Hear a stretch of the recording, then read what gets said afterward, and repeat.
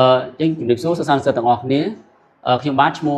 មូលសេរីបុត្រជាគ្រូឯកទេសរូបវិទ្យានៃវិទ្យាល័យជាសៀមតាកែវហើយថ្ងៃនេះលោកគ្រូនឹងបង្ហាញសិស្សានុសិស្សទាំងអស់គ្នាអំពីទំនាក់ទំនងរវាងដែនម៉ាញេទិកនិងចរន្តអគ្គិសនីនៅក្នុងមេរៀនទី2ជំពូកទី3ថ្នាក់ទី10បាទនៅក្នុងសភៅសិក្សារបស់យើងនៅទំព័រទី120បាទអញ្ចឹងសម្ភារៈពិសោធន៍របស់យើងនេះមានសូលេនលើกระดาษកាតុងរួចជាស្រេចយើងមានត្រីវិស័យមួយហើយយើងមានអាគុយ12វ៉ុលមានអំពែម៉ែត្រមួយមានរេអូស្តាមួយហើយនឹងម្សៅកំទេចដែកផងដែរបាទហើយសូលេននេះយើងដាក់វាឲ្យកែងជាមួយនឹង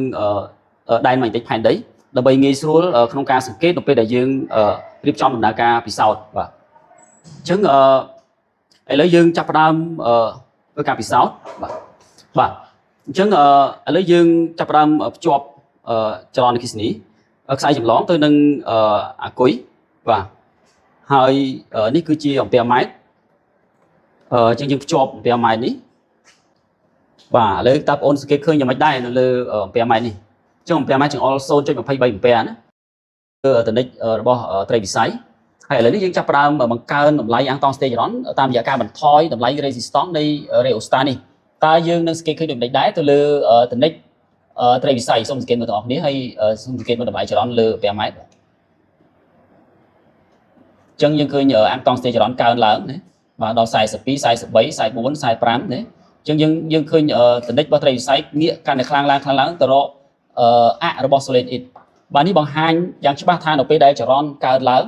ដែនម៉ាញេទិករបស់សូលេននេះក៏កើនឡើងដែរដែលធ្វើឲ្យមានលំងាកកាន់តែខ្លាំងឡើងទៅលើត្រីវិស័យតនិចត្រីវិស័យបាទ1.03 អំពែអញ្ចឹង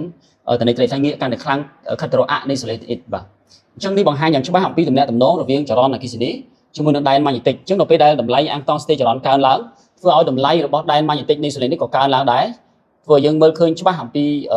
ដែនម៉ាញេទិកកើនឡើងតាមរយៈការងាកនៃតនិចរបស់ត្រីវិស័យបាទខិតទៅរកអាក់នៃសូលេនអ៊ីតបាទឥឡូវយើងនឹង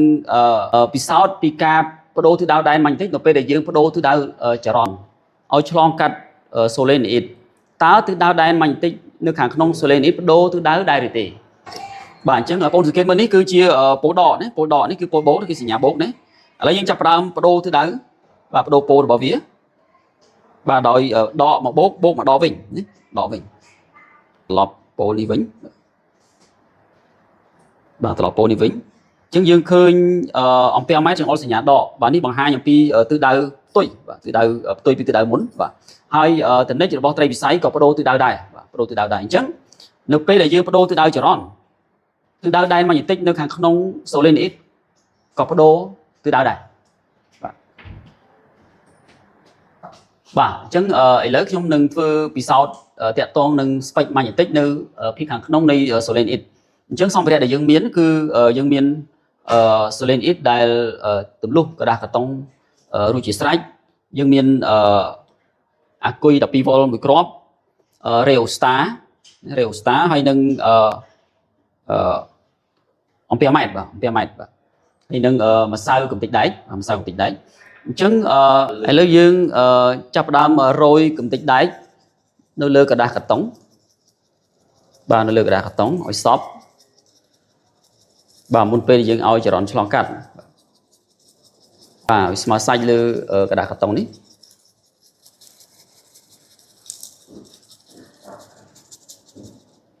បាទបន្ទាប់មកយើងចាប់ផ្ដើមឲ្យចរន្តឆ្លងកាត់សូលេនអ៊ីតនេះបាទអញ្ចឹងសូមសង្កេតមើលទាំងអស់គ្នាបាទអញ្ចឹងយើងមើលឃើញអំពែម៉ែត្រចង្អុល 1.22 អំពែបាទវាបង្ហាញពីចរន្តអគ្គិសនីឆ្លងកាត់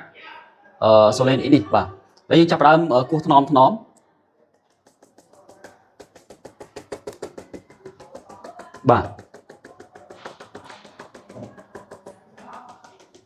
បាទយើងសង្កេតឃើញយ៉ាងម៉េចដែរ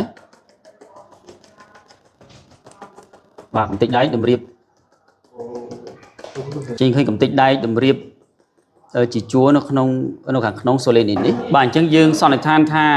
នៅពេលដែលមានចរន្តឆ្លងកាត់សូលេនអ៊ីត គឺមានដែនម៉ាញ់ទិកនៅភាគខាងក្នុងនៃសៀលាជាដែនម៉ាញ់ទិកឯកសណ្ឋានបាទអរគុណដល់សិស្សានុសិស្សទាំងអស់គ្នាដែលបានចូលរួមក្នុងការពិសោធន៍ពីស្ពេចម៉ាញ់ទិកនេះបាទសូមអរគុណបាទ